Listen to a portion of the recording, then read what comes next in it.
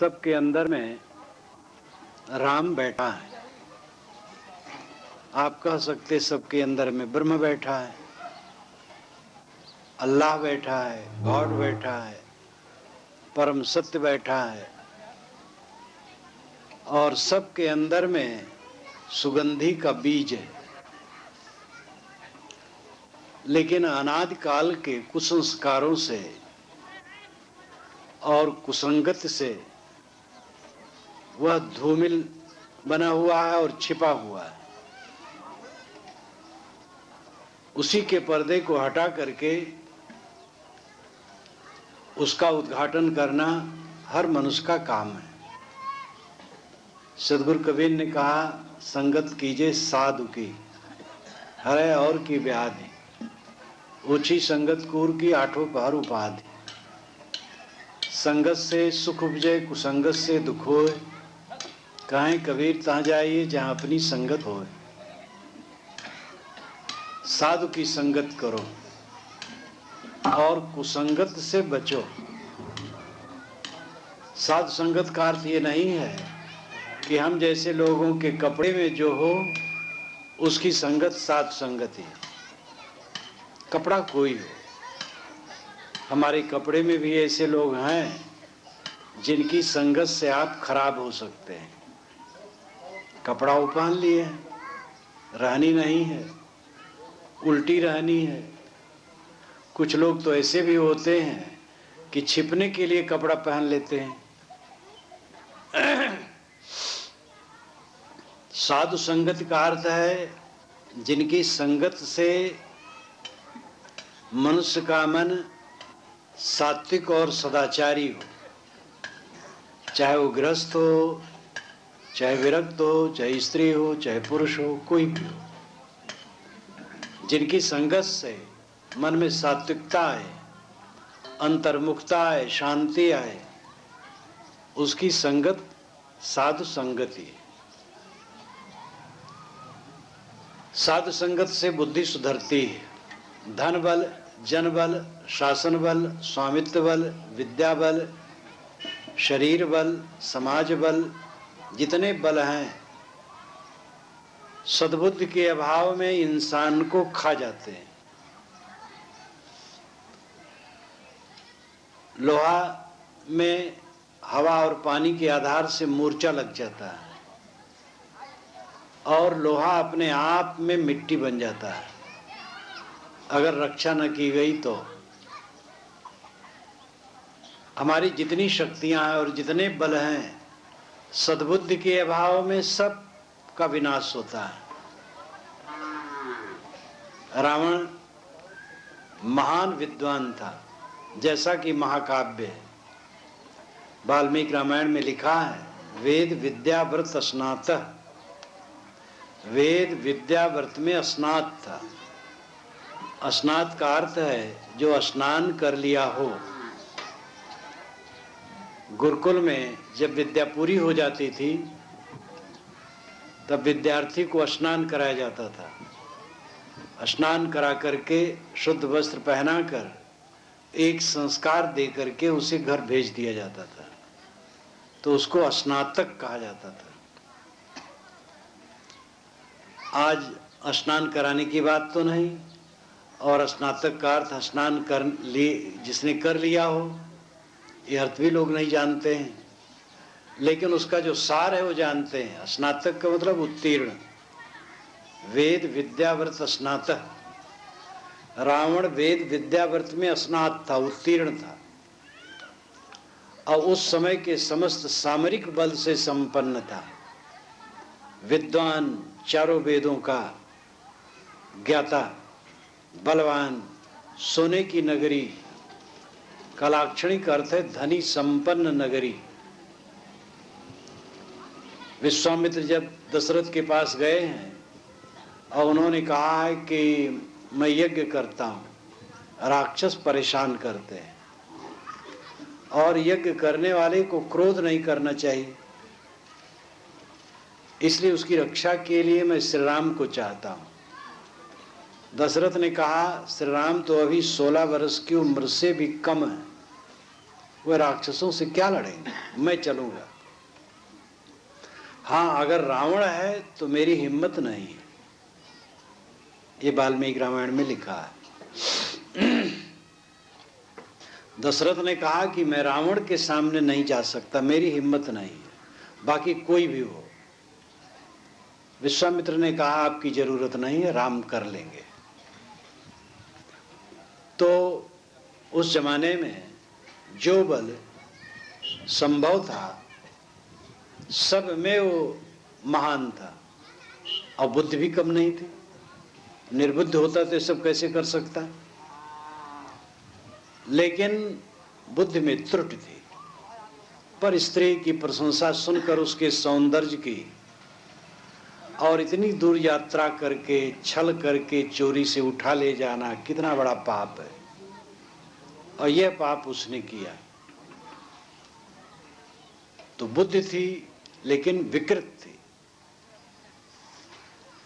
आपकी घड़ी बिगड़ी हो, कोई कहे कि आपकी घड़ी बिगड़ी बनवा लीजिए, तो आप नाखुश नहीं होंगे। घर टूटा हो, गाड़ी बिगड़ी हो, उसके लिए भी कोई राय दे, आप नाखुश नहीं होंगे। लेकिन आपसे कोई कहे आप अपनी बुद्धि सुधरवा लीजिए, तो नाखुश हो जाएंगे। किसी को एहसास नहीं होता है कि हमारी बुद्धि बिगड़ी है, और जीवन में जो दुख है वो बुद्धि के बिगड़ने के कारण ही है। और चीजों की रिपेयरिंग के लिए तो दुकानें हैं, घड़ी की, इंजन की, गाड़ी की, सब की रिपेयरिंग की दुकानें हैं। लेकिन बुद्धि की रिपेयरिंग की दुकान कहीं नहीं। ये तो साधारण गांव है। रायपुर तो अब छत्तीसगढ़ की राजधानी हो गई, वहां भी नहीं है, और भारतवर्ष की राजधानी दिल्ली में भी नहीं। बुद्धि की रिपेयरिंग की दुकान कहीं नहीं। बुद्धि की रिपेयरिंग की दुकान सत्संगत है, साधु है,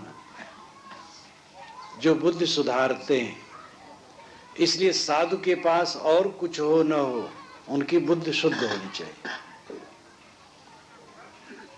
वे विद्वान ना हो, प्रवक्ता ना हो, प्रसिद्ध ना हो, कोई हर्ज नहीं है, बुद्धि उनकी शुद्ध हो। गृहस्थ लोग साधु के पास आकर के एक ही आशा रखते हैं, सबका मन दुनिया के राग द्वेष में पड़ के जलता है। उस जलन को शीतल करने के लिए साधु संगति है। इसलिए साधु संगत में जाकर शीतलता मिले।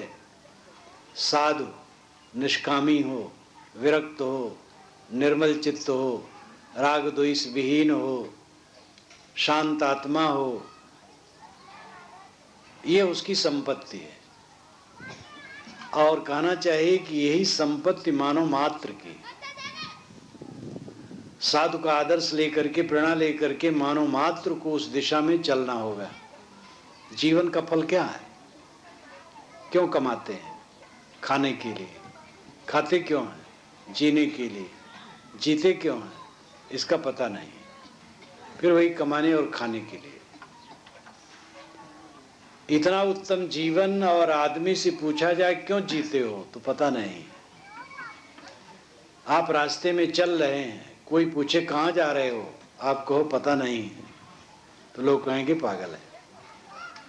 कोई उद्देश्य होता है कहीं जाने का, चल रहे हैं और उद्देश्य ही नहीं, पता ही नहीं कहाँ जा रहे हैं।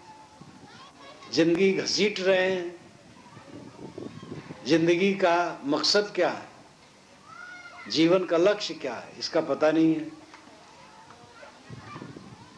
ये बहुत बड़ा अज्ञान है। कमाते हैं खाने के लिए, खाते हैं जीने के लिए, जीते हैं सुधार के लिए। लेकिन सुधार वाला काम रह जाता है, बस कमाना, खाना और जीना इतने होता है। और जीते जीते जो आदमी बटोरता है, वो क्या बटोरता है? कांटे, राग द्वेष, कलह कल्पना, मनोविकार, अनेक कर्म कुकर्म करके मन को उबड़ खाबड़ बना लेता है। खजूर का पेड़ नीचे से ऊंचे तक कांटेदार, वैसे आदमी अपने पूरे जीवन को कांटेदार बना लेता है। दिन जितने बीतते हैं उतना वो कलह में पड़ता चला जाता है। व्यापार वही सफल माना जाता है जिसमें उत्तरोत्तर धन की वृद्धि हो। 1 लाख रुपए लेकर के आपने व्यापार शुरू किया, कुछ दिन में 80,000 रह गए, कुछ दिन और बीते 60,000 रह गए, 50 रह गए, घटता गया। ये व्यापार नहीं। मूलधन बना रहे और मुनाफा बढ़ता जाए तब व्यापार है। ये जीवन सबसे महत्वपूर्ण व्यापार है और इसमें हमारा धन बढ़ना चाहिए। धन क्या है? प्रसन्नता। बच्चे प्रसन्न होते हैं, अज्ञान बस थोड़े में रोते भी हैं, क्योंकि उनकी प्रसन्नता अवस्थाजन्य है, बोधजन्य नहीं है। लेकिन फिर भी वो प्रसन्न होते हैं, निर्ग्रंथ होते हैं। आपस में लड़ लेंगे और आकर के घर चले जाएंगे और 2 घंटे में आकर के फिर उन्हीं बच्चों से मिलके खेलेंगे। वो भूल जाएंगे कि लड़ाई मैंने की है। तो इस प्रकार बच्चों का चित्त सरल होता है और प्रसन्न होता है। जवानी में वो प्रसन्नता नहीं रह जाती, बहुत घट जाती है। जवानी आते आते बहुत विकार, बहुत दोष जीवन में आ जाते हैं। लेकिन जवानी में भी जो रही सही प्रसन्नता है, बुढ़ापा में वो उड़ जाता है, वो प्रसन्नता उड़ जाती है। अब आदमी अगर सावधान नहीं है तो झाए रात दिन झाए। ये नहीं कि धन दौलत नहीं है, सब है, लेकिन प्रसन्न नहीं, उद्वेगित है। तब तक उसकी श्रृंखला काफी लंबी हो गई, बाल बच्चे, नाती पोते, बेटी दामाद, और बड़ी शाखाएं हो गई हैं। और उन शाखाओं में विकृतियां आना स्वाभाविक है। सबका मन एक समान नहीं, सबकी वृत्ति एक समान नहीं, सबके विचार एक समान नहीं। जंजाल बहुत बढ़ गया, सहने की शक्ति नहीं, विवेक नहीं, उलझन उद्वेग बढ़ गए, अशांति बढ़ गई और मरते दम तक आदमी उलझा मर गया। तो क्या मतलब हुआ जीवन का? जीवन बेकार गया। आदमी रोते रोते जन्मता है, शिकायत करते करते जीता है और पछताते पछताते मरता है। ये मनुष्य का बच्चा है जो रोते रोते जन्मता है और किसी का बच्चा रोते नहीं जन्मता।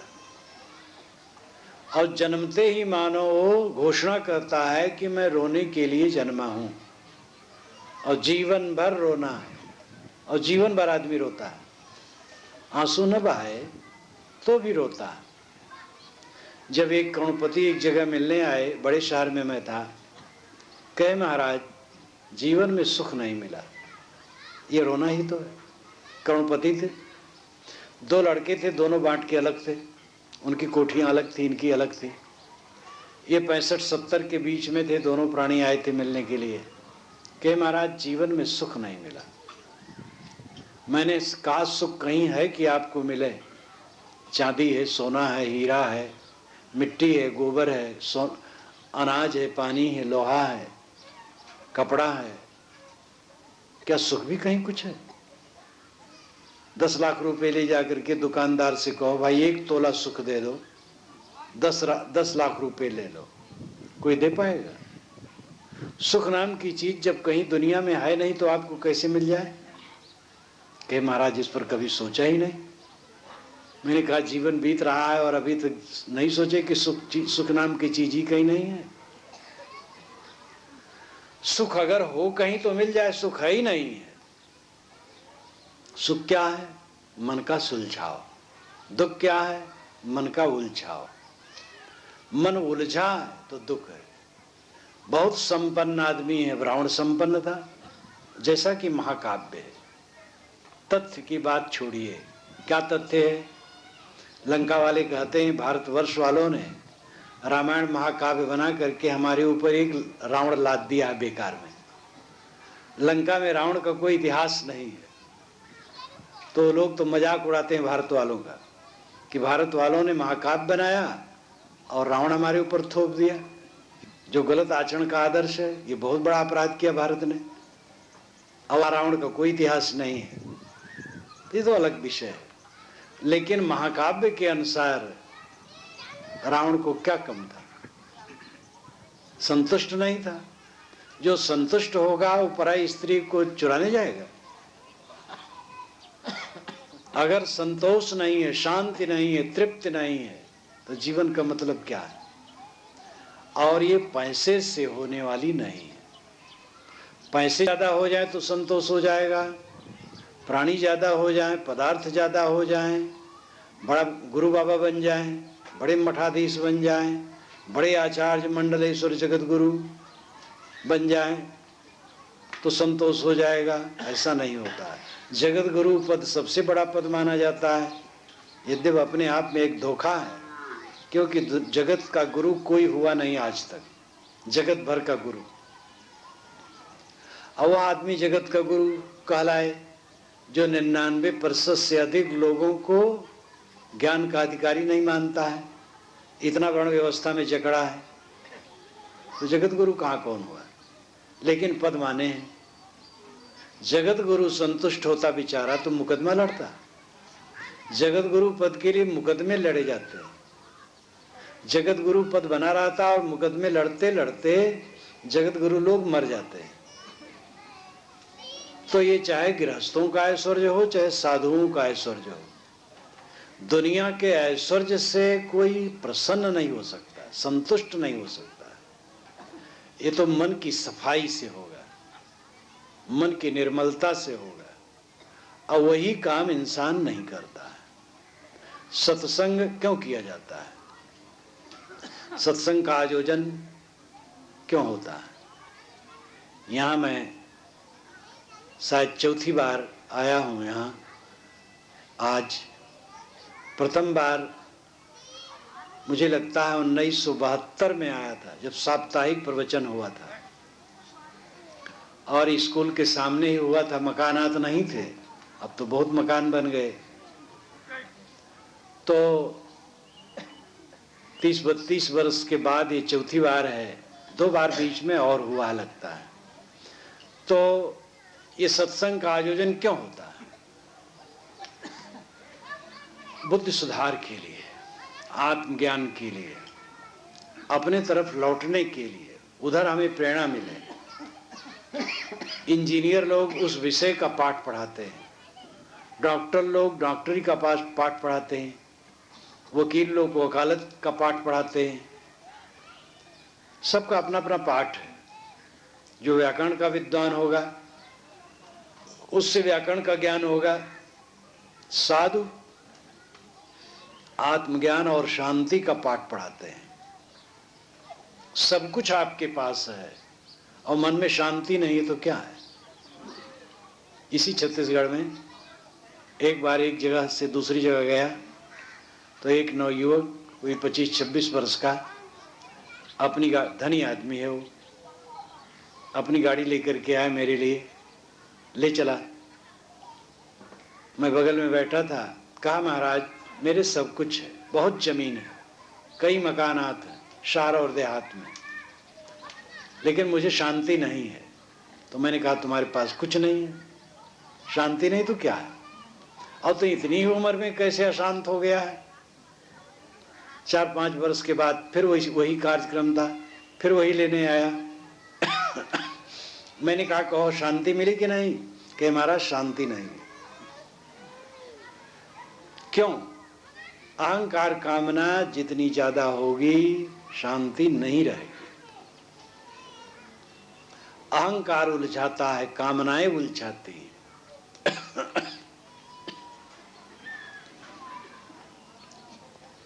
जितनी अहंता और ममता और कामना घटेगी शांति मिलेगी, और इसकी सूझ सत्संग में होगी।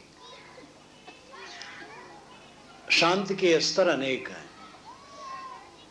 परम शांति, एकदम चित्त निर्मल अगाध शांति सागर में रहे, ये पूर्ण अवस्था को प्राप्त करके होता है।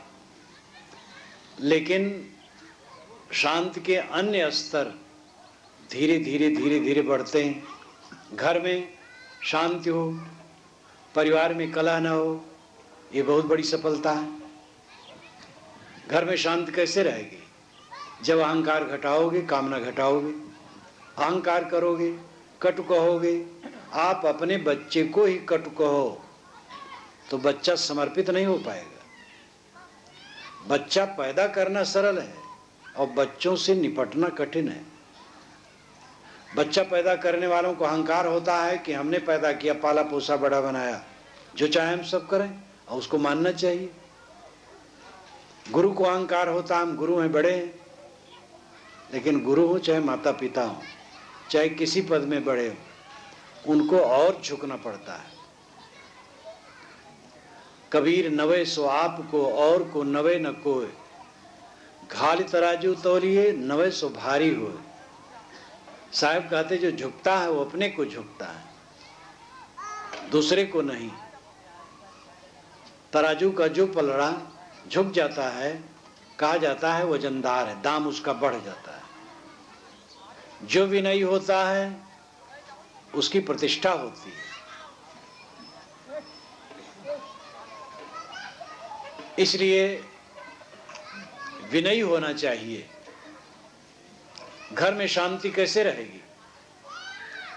जब तक विनम्रता नहीं रहेगी, मीठा वचन नहीं रहेगा, दूसरे के हक को मारने की चेष्टा रहेगी, तब तक शांति कैसे मिल सकती है? घर में ही भेदभाव है, राग द्वेष की प्रवृत्ति है, तो कलह बना रहेगा। शांति की जरूरत सर्वत्र है। जितनी जितनी मात्रा में मेरी बुद्धि सुधरेगी, उतनी उतनी मात्रा में मेरे जीवन में शांति आएगी। मैं कहा था, साधु सज्जन जिनकी संगत से हमारी बुद्धि में परिवर्तन आए अच्छी दिशा के लिए, दुर्व्यसन छूटे, दुर्गुण छूटे, दुराचरण छूटे, शील क्षमा दया करुणा प्रेम जीवन में आवे, सदाचार आवे, संतोष की वृत्ति आवे, ऐसी संगत हमें करना चाहिए। साधु संगत का यही मतलब है और सत्संग आयोजन का यही मतलब है कि लोग इकट्ठे हों, अच्छे विचार सुनें और अच्छे विचार से अपने आप को बदलें। सबके अंदर में, मैंने शुरू में कहा कि दिव्य आत्मा बैठा है, उसी को राम, ब्रह्म, खुदा, गॉड, अल्लाह, चेतन, जीव सब कुछ कह सकते हो। वेदांतियों ने भी कहा है जीवो ब्रह्मैव न परा, जीव ब्रह्म ही है, दूसरा नहीं। जीव ही सादा शब्द है, सरल शब्द, जैसे मनुष्य, ये सरल शब्द है।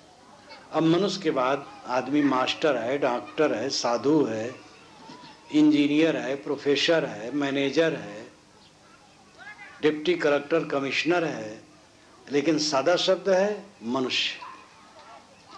ऐसे आध्यात्मिक क्षेत्र में सादा शब्द है जीव। जीव मूल शब्द है। उसी जीव को ब्रह्म, आत्मा, राम, रहीम, कुछ भी कहो, सबके अंदर में वह जीव बैठा है, वह ब्रह्म बैठा है और सबके अंदर में सुगंधि का बीज है, सबके अंदर में सुख का सागर है, जो अहंता ममता की शिला से बंद है, उसी का उद्घाटन करना है। बाहर से ला करके सुख स्थिर नहीं होगा। जो बाहर से मिलता फिर लौट जाता, मिलने वाली चीज लौट जाती है, अपनी चीज स्थिर होकर के काम देती है। अगर सुख हमें बाहर से मिलेगा, मोक्ष बाहर से मिलेगा, परमात्मा बाहर से मिलेगा, तो छूट जाएगा। ये नियम है, मिली हुई वस्तु छूटती है। जो अपने ही में है लेकिन समझ नहीं है। एक राजा है, और शराब पी लिया है और बड़बड़ा रहा है कि मैं भिखार हूं, सिंहासन छोड़ करके घूर पर दाने बीन रहा है, तो उसकी अक्ल में फर्क हो गया है।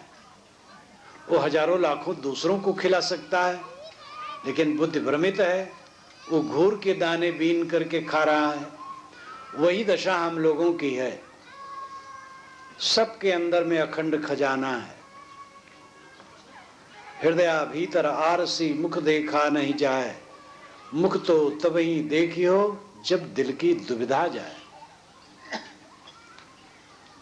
अबधु वधा धुंधा दियारा, या घट भीतर सात समुंदर, या घट नौलख तारा, या घट भीतर हीरे मोती, याहिम परखन हारा, या घट भीतर बाग बगीचे, याहिम उठत फुहारा, याहिम गुरु हमारा। साहब ने कहा कि इसी के अंदर में सारा माल टाल है। वेद की ऋषि ने भी कहा है, अष्टाचक्रा नव द्वारा देवानाम पूर्योध्या, तस्याम हृदय कोश स्वर्गो ज्योतिषावृता। 8 चक्र 9 द्वार वाली देवताओं की अयोध्या नगरी ये शरीर है। चारों वेदों में यही एक जगह अथर्ववेद में अयोध्या नाम आया है। पता नहीं अयोध्या नगरी पहले थी तो उसको लेकर के नाम रखा गया, अथवा यहाँ से उस शहर का नाम अयोध्या रखा गया, इसका पता नहीं। लेकिन वेद जो दुनिया के सबसे पुराने ग्रंथ हैं, उन चारों वेदों में केवल यही एक जगह अयोध्यापुरी का नाम आता है। अष्टाचक्रा नव द्वारा देवानाम पूर्योध्या। 8 चक्र और 9 दरवाजे वाली अयोध्यापुरी देवताओं की है। 8 चक्र है, मूलाधार, स्वाधिष्ठान, मणिपुर, अनाहत, विशुद्ध, आज्ञा, सहस्रसार, श्रुति कमल। ये टट्टी की जगह से लेके खोपड़ी तक 8 कमल माने गए, 8 चक्र माने गए। बीजक की व्याख्या में इसका मैंने पूरा विवरण दिया है। और 9 द्वारा 2 आंख, 2 नाक, 2 कान, 6 मुख, 7 टट्टी की जगह और पेशाब की जगह, ये सब 9। ये 9 द्वार देवानाम पूर्योध्या। इंद्रियां देवता हैं, मन देवता है। ये इंद्रिय मन रूपी देवता की अयोध्या नगरी ये शरीर है। तस्याम हृदय कोश है, इसमें हिरण का कोश है। हिरण नाम सोना, सोने का खजाना है। सोना क्या है, रतन क्या है, आत्मा। स्वर्गो ज्योतिषावृता है, और इसमें स्वर्ग है जो ज्योति से आवृत है, ज्योति से जगमगाता है। जिसका मन निर्मल है, स्वर्ग कहाँ बाहर खोजना है। प्रसन्न मन स्वर्ग है, उलझा मन नरक है। आत्मा सोने का खजाना है। ये शरीर अयोध्यापुरी है। आपका जीवन बहुत कीमती है, इतना कीमती है कि क्या पूछना। एक आदमी एक संत से कहा, महाराज मैं बहुत गरीब हूँ, मैं बहुत दरिद्र हूँ। महात्मा ने समझाया लेकिन नहीं समझे। महात्मा ने कहा, अच्छा कोई 10,000 रुपये दे, तुम दोनों हाथ दे सकते हो, चाहे कि दोनों हाथ काट के दे दो। अरे कहे महाराज जब हाथ चला जाएगा तो 10,000 क्या करेगा। कि अच्छा 1,00,000 रुपया कोई दे और दोनों आंखें चाहे तो। कहे महाराज आप तो अजीब बात कर रहे हैं, जब आंखें चली जाएगी तो लाख क्या करेगा। कि अच्छा तुम्हें करोड़ों रुपया कोई दे और तुम्हारी जान लेना चाहे तो। कि जब जान चली जाएगी तो रुपया कौन लेगा। तो कहीं इतना संपन्न शरीर तुम्हारा, इतना धन से संपन्न, और तुम गरीब अपने को मानते हो। हमें शरीर मिला, इंद्रियां मिली, मन मिला, और देखो हवा मिली, पृथ्वी मिली, आकाश मिला, सागर मिला, समुद्र, पर्वत, सूरज, चांद, सितारे। कितना ऐश्वर्य आपको मिला हुआ है। इतने ऐश्वर्य के भोक्ता आप हैं और अपना आप अप्रसन्न बने बैठे हैं, तो ये तो मन की गड़बड़ी है। अगर स्फटिक शिला के भवन में किसी आदमी को कर दिया जाए, तुरंत बड़ा आनंदित हो जाएगा, वहां सब ऐश्वर्य हो, खुश हो जाएगा। थोड़े दिन उसमें रहे, व्याकुल होने लगेगा, मन की चाहनाएं पूरी नहीं होगी, अहंता ममता पूरी नहीं होगी, जलने लगेगा। दुनिया की चीजें जो आकर्षक दिखती, 4 दिन के बाद वही काटे खाती। विवाह के समय वर वधू पति पत्नी एक दूसरे को स्वर्ग के रूप में देखते हैं, आगे चल करके आप जानते हैं नरक के रूप में देखने लगते हैं। कितने पुरुष स्त्री को देखना नहीं चाहते, स्त्री पुरुष को गाली देती है। विवाह का उत्सव दिन जितने यहां बूढ़े बैठे सब दूल्हे बने होंगे, और जब दूल्हा बने थे उस समय की गर्मी आज कुछ है? कोई नौजवान किसी बूढ़े से पूछे, बाबा जब आप दूल्हे बने थे आज कैसे लगता है, तो कहेगा चुप रहो, उसको बुरा लगेगा। ऐसा खोखा है संसार। ये दुनिया का ऐश्वर्य में शांति मिलने वाली नहीं, किसी को नहीं मिलने वाली। आप अगर मुझे सम्मान दे, आरती उतारें, देखो आरती बना करके लाए थे, मैंने रोक दी, आखिर दिन कर लेंगे, तो हमारी बड़ी आरती उतारी जाए, हजारों हजारों लोग आरती उतारते रहे, इससे में शांति मिलेगी? कुछ नहीं मिलेगी। और सब बह जाने वाला है, क्या रहता है किसका? सबका सब कुछ नाशवान है। सब ऐश्वर्य नास्त की माही, जाके पाछे जग बौराही। ये दुनिया एक सपने के समान है। जीवन ऐसो सपना जैसो, जीवन सपन समाना। जागृत हो, संतों की वाणी पर विचार करो, सदग्रंथ पढ़ो, अकेले में बैठो, आत्मचिंतन करो, अपने को देखो कितना सुधारे हो। क्रोध की मात्रा पहले से कितनी घटी है, काम की लोलुपता कितनी घटी है, मोह कितना घटा है, द्वेष कितना घटा है, चिंता करना, उद्वेग करना जो पहले था कितना घटा है। इस पर विचार करो। मैंने अभी कहा था कि जीवन एक व्यापार है, और व्यापार में धन बढ़े तो जीवन व्यापार सफल माना जाता है। ऐसे जीवन के व्यापार में प्रसन्नता बढ़े तो जीवन सफल है। इसका हिसाब करना चाहिए। कुशल व्यापारी हिसाब किताब रखता है। पहले लिख तब दे, ये व्यापार शास्त्र का महावाक्य है। पहले लिख तब दे, यानी हिसाब पक्का रखो। क्या हम अपने जीवन व्यापार का हिसाब रखते हैं? जितनी बुराई पहले थी उतनी बुराई अगर आज है तो हमने क्या कमाया? और बढ़ गई बुराई। जितने लोग यहाँ बैठे हैं वो बीड़ी पीते हैं, सिगरेट पीते हैं, तंबाकू खाते हैं, गुड़ाखू घिसते हैं, पहले सब कुछ नहीं करते थे, तो घाटा हुआ कि नहीं? गंदी आदत आई कि नहीं? मानो आ गई तो उसको छोड़ने का प्रयास आपने किया? जीवन सुधार के लिए प्रयास ही नहीं, जीवन रेंग रेंग करके जी रहे हैं। किसी तरह कोई विचार नहीं है कि जीवन कैसे जीना चाहिए। बस काम कर रहे हैं, खा रहे हैं, जी रहे हैं, बाल बच्चों को पाल रहे हैं, एक दूसरे से मिलते हैं, भैया राम राम राम राम, कुशल मंगल, चकाचक है। ये कहने की आदत है। कहाँ चकाचक है? जीवन सुधार नहीं तो चकाचक कहाँ है? एक कलाकार अनगढ़ पत्थर को छीनी हथौड़ी से छीन छीन कर सुंदर मूर्ति और वस्तुएं बनाता है, और हम आप इस सुंदर मूर्ति को दिन दिन बिगाड़ते हैं। एक बच्चा है, दांत साफ है उसके, चेहरा मासूम है, निर्मल ईमानदार, जवान हुआ, मुंह में पान खोस लिया, तंबाकू भर लिया, सिगरेट खोस लिया, और तमाम दुर्व्यसन और दुर्गुण सेवन करने लगा। छल छद्म बुराई बदमाशी बढ़ती गई तो जीवन तो बिगड़ता गया। आए थे हरिभजन को, औटन लगे कपास, सुधार के लिए आए थे, बिगाड़ करने लग गए। जीवन तब सफल है जब ये सुधरे। मन, वाणी और इंद्रियां, ये तीन हैं। मन मूल है, मन निर्मल हो तो वाणी निर्मल हो और इंद्रियों के बर्ताव निर्मल हो। मन, वाणी और इंद्रियों के निर्मल बर्ताव से जीवन में मक्खन इकट्ठा होगा, आनंद इकट्ठा होगा।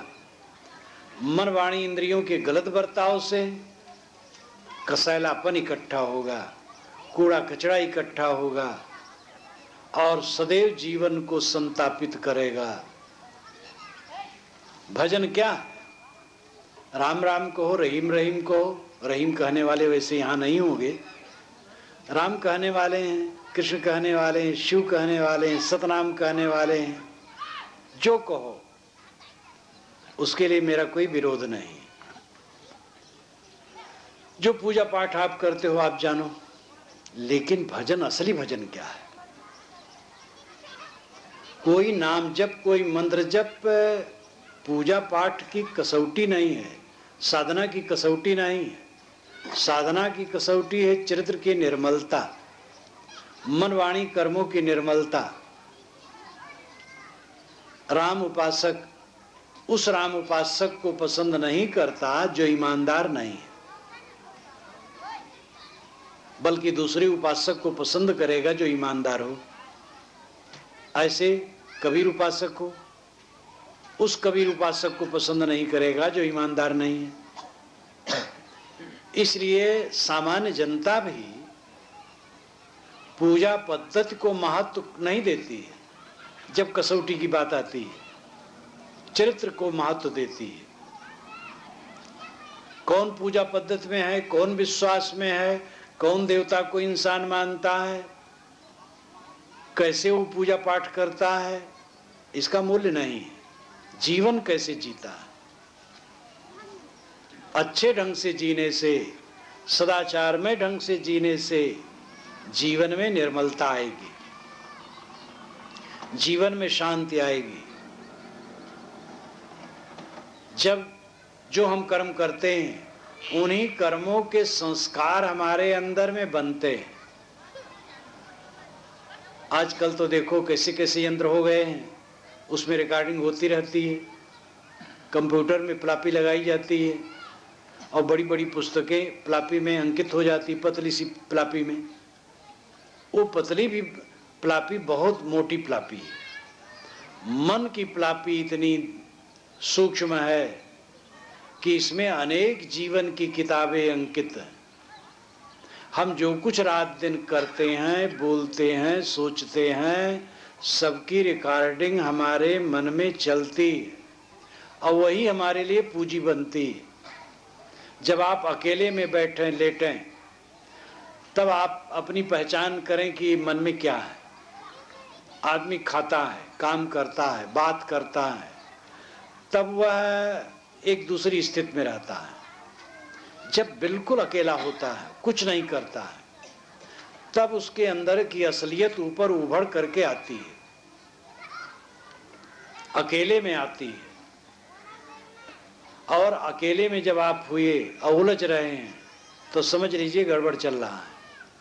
अकेले में हो, मन में शांति हो, किसी के लिए द्वेष ना हो, उखाड़ पछाड़ ना हो, कुतर्क ना हो, कुभावना ना हो, प्रतिक्रिया ना हो, मन में विश्राम हो, शांति हो, तृप्ति हो, कोई रिएक्शन, प्रतिक्रिया की भावना ना हो, तब समझ लो जीवन ठीक है। हम तराजू से वस्तु को तौलते हैं, एक तरफ माल रखते हैं और एक तरफ बाट, बीच में पकड़ते हैं और कांटा उसका जब सिधाई में होता है तो हम समझते हैं तौल सही है। अगर एक तरफ कांटा झुक गया तो मानते हैं या तो बाट ज्यादा है या तो सामान ज्यादा है। हमारी इंद्रियों के विषय और मन, इनका संतुलन हो, संतुलन बना रहे, तब जीवन की सफलता है। मन ही मुख्य कांटा है, उसी से हम तौल सकते हैं। जहाँ बड़े बड़े प्रोजेक्ट होते हैं, बड़ी बड़ी मशीनें लगी रहती हैं, तो उन बड़ी मशीनों के पास इंजीनियर नहीं बैठता है। बड़ी मशीनें तो नीचे लगी हैं, भीम का है, वहाँ कूड़ा कचरा पड़ा रहता है। उसके ऊपर तल्ले में कहीं दूर एक स्वच्छ कमरे में, चमचमाते हुए कमरे में घड़ी लगी रहती है, और उस बड़े यंत्र की चाल, उसकी गतिविधि का पता उस घड़ी में लगी हुई सुई से वो देखता रहता है। जहाँ जहाँ ऐसे होते हैं यंत्र, तो इंजीनियर घड़ी के सामने बैठा रहता है, हरदम सुई को देखता रहता है। पतली सी सुई बहुत बड़े यंत्र का परिचय कराती है। हमारा मन पूरे जीवन का परिचायक है। अगर मन कुढ़ रहा है, उलझ रहा है, उद्वेगित है, दुखी है, पीड़ित है, संतापित है, तो पूरा जीवन यंत्र गड़बड़ चल रहा है। अगर मन में प्रसन्नता है, आनंद है, खुशी है, तृप्ति है, कुतर्क की भावना से रहित है, किसी के लिए उखाड़ पछाड़ नहीं है, तो समझ लो कि जीवन ठीक चल रहा है। अब जहां तक संसार है, संसार में सब आपके मन के अनुकूल हो, ये कब होने वाला है? आप तो माने रहें कि सब गलत है, केवल आप ठीक हैं। हर इंसान को अहंकार है कि इस दुनिया में आधी बुद्धि तो हमारी है और आधी में पूरी दुनिया की बुद्धि है। और अपने पर इतना अहंकार हमारा हो जाता है कि हम दूसरे को समझ नहीं पाते। दूसरा जैसा है वैसा, आपके ख्याल से मानो दूसरा गलत है, तो गलत है तो फल पाएगा। आप उसमें उलझते क्यों? आप अपने को देखिए। दूसरी की गलतियों को सोचकर कहकर हमारा उद्धार नहीं हो सकता, और उस आदमी को हम गलती से उद्धार नहीं कर सकते हैं। कह करके तो और बिगड़ता है। किसी के उद्धार की चेष्टा हो तो रहमदिली से एकांत में राय दी जा सकती है, अगर वो सुनना चाहे तो, नहीं तो राय भी देना संभव नहीं है। कई बार आप जानते हैं, अपने बच्चे को राय नहीं दे सकते हैं, आप पत्नी को नहीं दे सकते, क्योंकि उसका मन भिन्न है। इसलिए दूसरे के ऊपर अपनी कोई सुबस्ता नहीं है, अपने ऊपर सुबस्ता है। हमें निरंतर अपने को देखना चाहिए। कबीर हम सब ते बुरे, हम ते भल सब कोय, जिन ऐसा कर जानिया मीत हमारा सोए। इस साहब ने कहा, अपनी बुराई देख करके उसको निकालने से शांति मिलेगी, लेकिन जो काम संभव नहीं वही हम सोचते रहते हैं। दूसरे की बुराई देखकर दूसरे को हम सुधार नहीं सकते, अपना मन भी खराब करते हैं और दूसरे के लिए उलझते हैं, और दूसरा भी तो जान ही जाएगा। जब आप बराबर दूसरे की बुराई करेंगे तो उसका परिणाम कोई अच्छा नहीं होगा। समय थोड़ा है और वो भी भागा जा रहा है। गुमान तो सबको है, अभी तो हम जवान हैं। बूढ़े लोग सोचते हैं अरे जल्दी थोड़े मर जाएंगे, अभी तो बहुत दिन रहेंगे। 90 वर्ष वाला भी सोचता है 100 वर्ष लोग जीते हैं, 100 से ऊपर हो जाते हैं। एक 90 वर्ष की बुढ़िया उठते बैठते बारंबार कहे आए मौत ले चल, आए मौत ले चल। एक दिन मौत आ गई, उसके पैताने बैठी, उसका पैर पकड़ा, वो घबरा गई। बहन तुम कौन हो? तुम रोज मुझे पुकारती हो, आज आ गई हूँ, मौत हो तुम्हें ले चलूंगी। वो कांपने लगी। कई घर में जवान जवान बहू बेटे, उनको ले जाओ, मैं चल करके क्या करूंगी, मैं तो चल भी नहीं पाती हूँ। वो घबरा गई। तो 90 वर्ष की बुढ़िया भी मौत से घबराती, भले जवान से कहे मौत ले चल।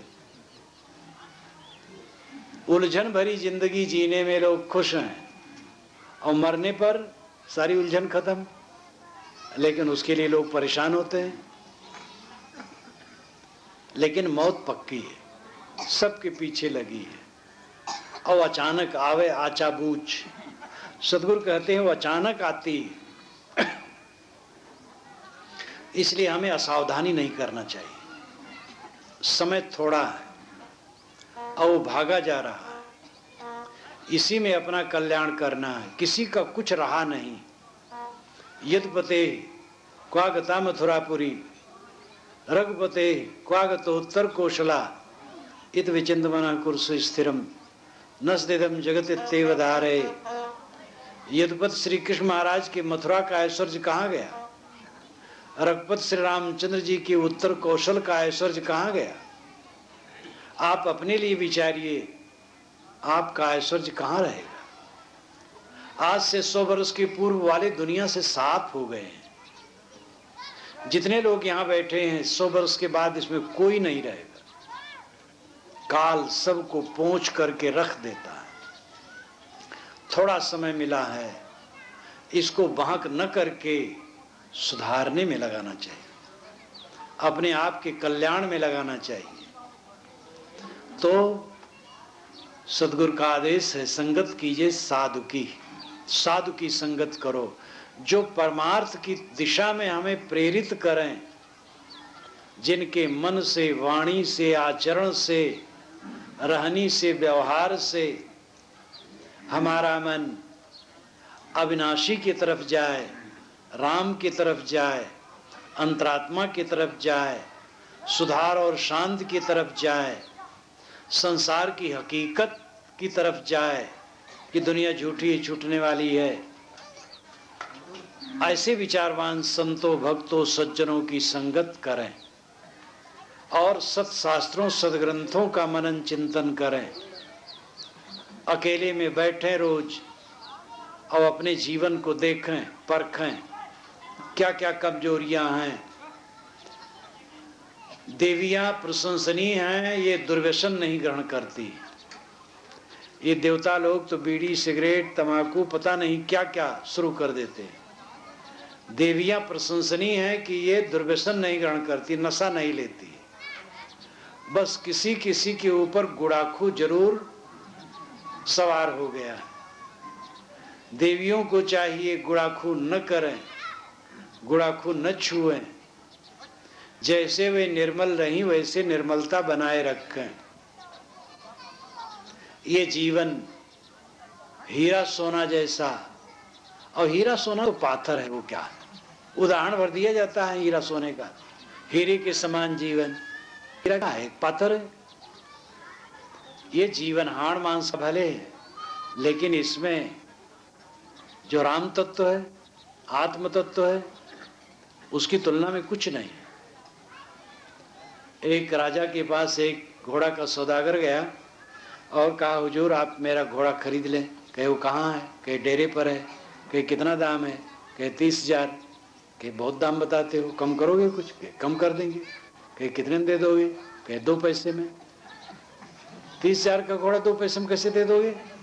कि उसमें एक चीज की कमी है। कहे कौन? कहे छोटी चीज। कहे बताओ। कहे हुजूर बहुत छोटी चीज है। कहे बताओ तो। कहे उसमें जीव नहीं। तो अब जीव ना हो तो घोड़ा किस काम का? जीव ना हो तो गुरु किस काम का? जीव ना हो तो सब बेकार है। जीव सार है और सबके अंदर में जीव बैठा है। उस जीव को छोटा मत समझो। लोगों ने कहा जीव तुच्छ है, जीव अल्पज्ञ, प्रतिबिंब है। जीव तुच्छ है तो श्रेष्ठ कौन है? जीव ही ये सब कह रहा है। कोई ईश्वर आपको व्याख्यान सुनाने आया है, पुस्तक लिख करके दिया? कोई ज्ञान की चर्चा कोई ईश्वर आया करने? ये जीव ही है जो ब्रह्म है, ईश्वर है, परमात्मा है, जो सब घट में बैठा है। नर नारायण रूप है तू जन जाने दे। अपने को हीन न समझो, आप महान हो। अपनी महानता को न समझकर बीड़ी पीते हो, सिगरेट पीते हो, तंबाकू खाते हो, गुड़ाखू घिसते हो, गाली बकते हो, राग द्वेष करते हो, इंद्रियों को उत्तेजित करके उलझते हो, झगड़ा लड़ाई करते हो, संसार के मोह माया में डूब करके भटक रहे हो। अपने तत्व को न समझकर अपनी महानता को समझ जाओ। आप बादशाह हो, तुच्छ नहीं हो, महान हो। गुह्यम ब्रह्म तदिदम ब्रवीम नहीं मानसा श्रेष्ठतरम किंचित। ये महाभारत में वेद व्यास ने कहा, मैं एक गूढ़ बात तुम्हें बताता हूं, मनुष्य बढ़ करके कुछ नहीं। मनुष्य महान शक्ति है। सतगुरु कबीर ने कहा, नर नारायण रूप है तू जन जाने दे। ये नर नारायण रूप है, इसको देह न समझ। देह के अंदर में जो ज्योतित आत्मा है वह तेरा स्वरूप है। इस अविनाशी का बोध अविनाशी के तरफ निर्देश करने के लिए सत्संग होता है। हमें सत्संग द्वारा आत्मज्ञान प्राप्त करना चाहिए, आत्मशोधन करना चाहिए और इसी जीवन में आत्म प्रसन्नता प्राप्त करके कृतार्थ होना चाहिए। इसी के साथ मैं अपनी वाणी को विराम देता हूँ।